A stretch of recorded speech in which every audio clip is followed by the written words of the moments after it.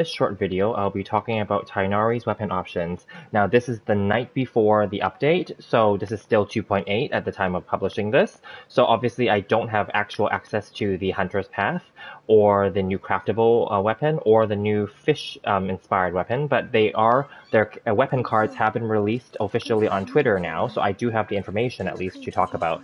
On the screen, I will have Ganyu here as a placeholder, but we're really just going to be focusing on the weapon menu, so let me bring that up as well. I do want to point out that the Hunter's Path has been confirmed based on the weapon card information that it will not be added to the standard banner pool. I have talked about this in the other videos just right before this, where I talked about the character banners for 3.0 phase 1 and the weapon banners as well, so check that out. And this is to correct a previous speculation of mine where I assumed that Hunter's Path will be added to the standard banner, and therefore any other geo characters that are added to the standard banner will also have their weapons added too, which we don't know that part for sure.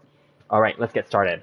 So for Tighnari, I've made it very clear in my more recent videos that I'm planning to just give him my Amos bow here. I'm going to put it on the screen. I have the second Amos bow that I did not refine for Ganyu.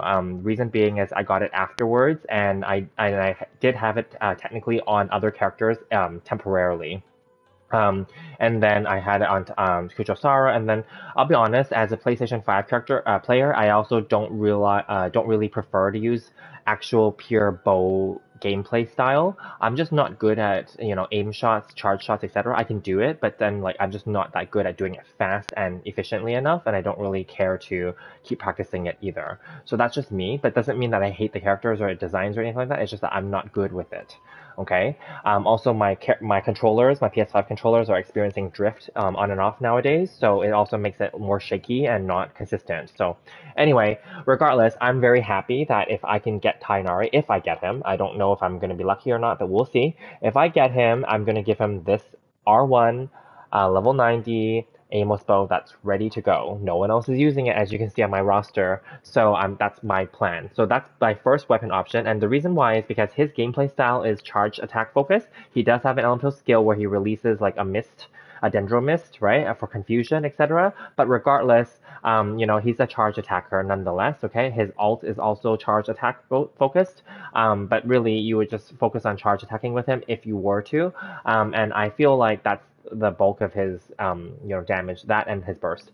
So I would definitely give him the Amos bow as the 5-star option. And in my opinion, I feel like he's going to be very F2P friendly in that sense, because you can get the Amos bow just from losing on the standard banner, losing towards getting a character, because it alternates between characters and weapons, or just because it's random, right, on the standard banner, or losing the 50-50 on a rate up banner as well. So the Amos bow obviously had reruns and rate ups, and will be rerun and rated up for phase 2 of 3.0 as well for Ganyu.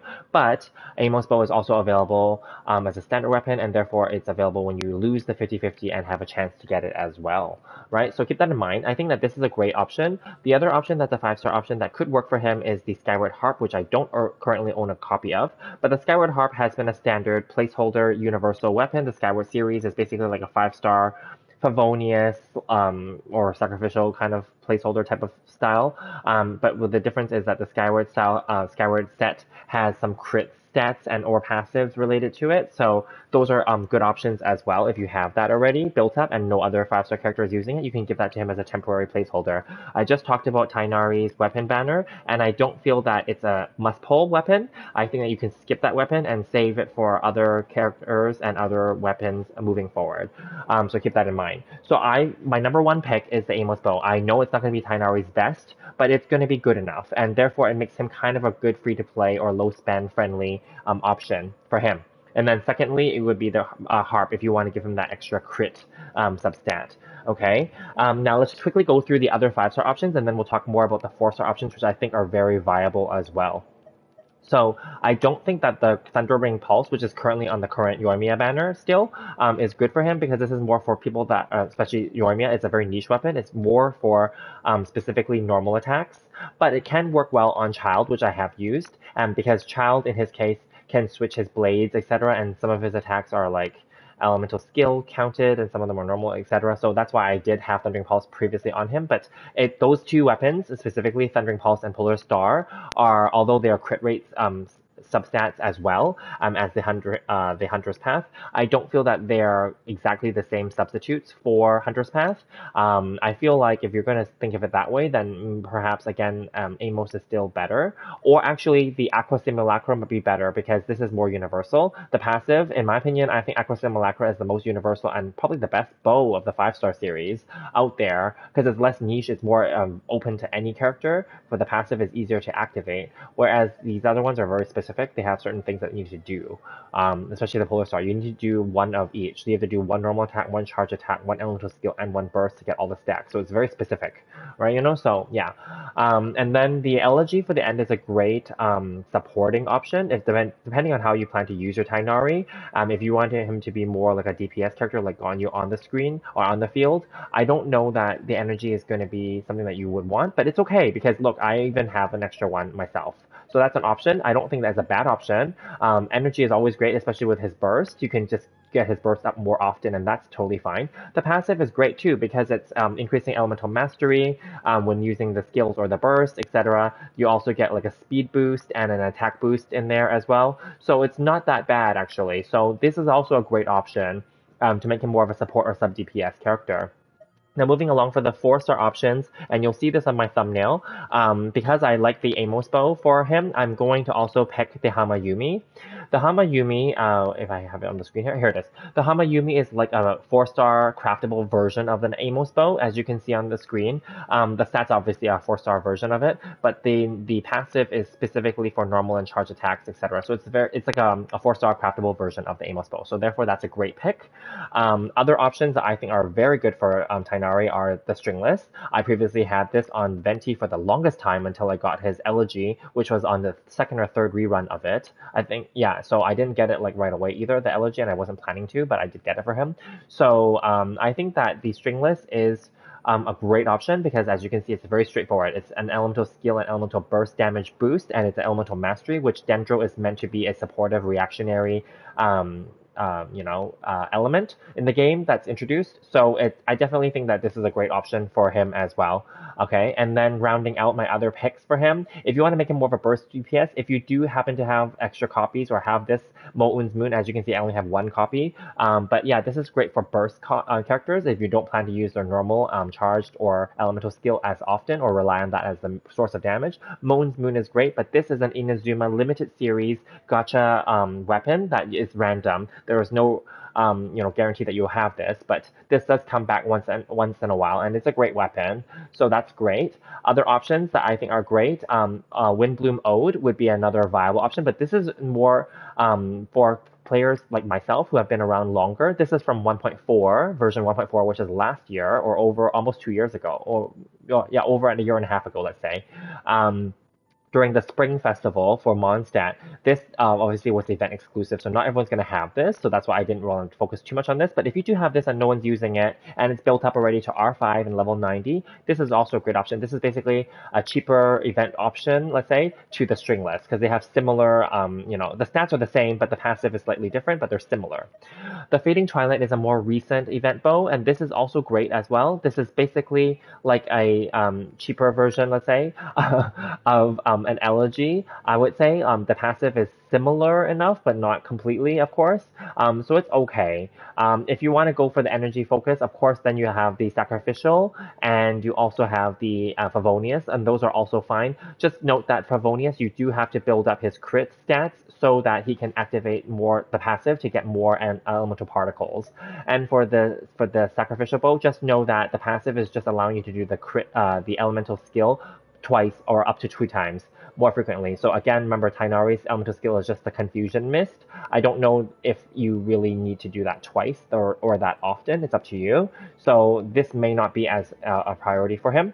And then rounding it out, the Rust is not recommended for him because this is for normal attacks. This is great for Yormia on the current banner still, and great for Child, who I did have this on both for as well, and I even have extra ones down here. So Rust is a great bow for those 2 characters, but not necessarily for Tighnari. And last but not least, we have to talk about the Battle Pass weapon and the Black Cliff. I actually really like this Battle Pass weapon, the Viridescent Hunt, but again, it is gated by buying the Battle Pass, right? So this weapon has a crit rate substat. It's not the highest, of course, but it's pretty good for a 4-star weapon. And the passive is easy enough to activate. As you can see, it's normal and charge attacks. There's a 50% chance that you can activate an extra cyclone with extra damage and attack, etc. So this is not bad. And also it's green and gold colored. It looks pretty good for the Dendro characters. And then last but not least, the Blackcliff Warbow, which is in the Paimon shop and I believe is set to return, I think, is it basically next month, right, for the month of September? Because currently in the Paimon shop, I believe it's the Royal Weapons, if I'm not wrong. But anyway, this is a great placeholder. I'm just going to quickly pop out and take a look at the shop, just quickly, just to see. Yeah, it's the royal weapons right now. So it's gonna be Blackcliff in September. And then, yeah, so basically, I feel like the Blackcliff is okay for a starter, especially for the placeholder aspect for the critical damage substat. The passive will be hard to maintain though. You do need to kill enemies, and as you can see, you need to kill 3 enemies in order to maintain the stacks and the passive up. For the bonus. So it will not work when you're killing 1 or 2 enemies only, especially elite enemies that are tanky or like a boss enemy that's obviously a solo enemy.